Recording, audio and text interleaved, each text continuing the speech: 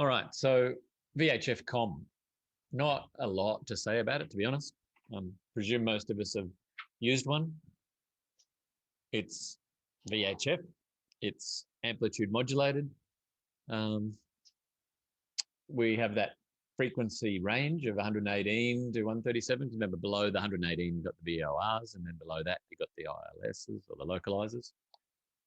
Usually, we've got about a 25 kilohertz gap between frequencies. That's from one frequency to the next. It used to be much bigger. It used to be a 200 kilohertz frequency, which only gave you 90 channels.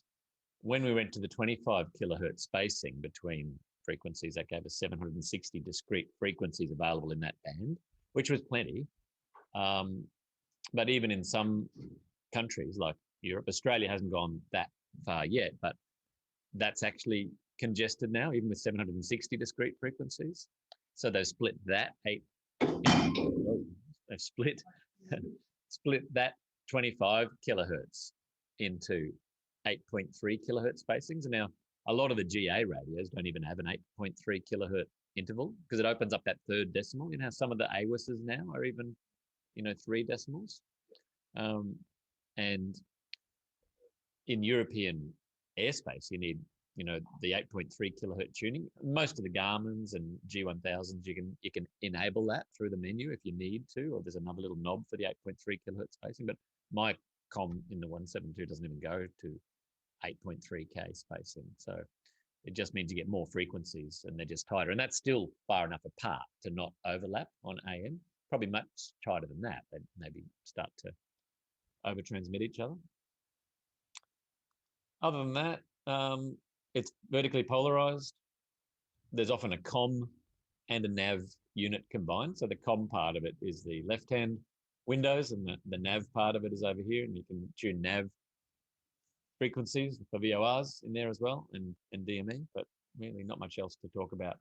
Mainly, you can see this one has pull for 8.3K. So if you wanted to get that third decimal cranking, you can pull it out and you get that third decimal twiddling around. So, 124.725 and 119.7275. But yeah, I think I flew the other day to Bundaberg and I think the Bundy AWS was, no, I think it was only 2 decimals, but some of them are. 3, is it? Yeah. And did your radio even go to that third decimal? Yeah.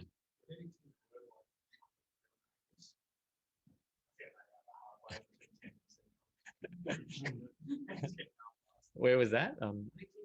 Kingaroy, yeah, AWS, yeah. And your radio didn't go there?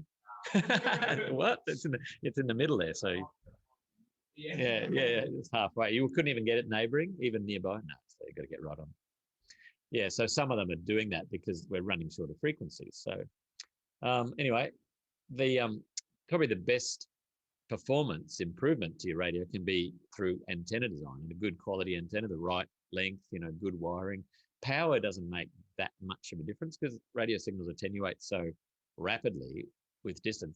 Radio signals attenuate to the square of the distance, which means at twice the distance from a transmitter, the signal strength is not halved, it's reduced by a factor of 4. So it's only 1/4 as strong at double the distance. And every time you double your distance, you go down by a factor of 4 from the signal strength. So you rapidly diminish transmitter power. So really, your 5 watts of power rapidly attenuates. And most transmitters are only 5 or 10 watts of actual signal power at GA level. And even the airliner radios aren't that much stronger. But probably of more relevance to the exam, perhaps, is some of the discussion of the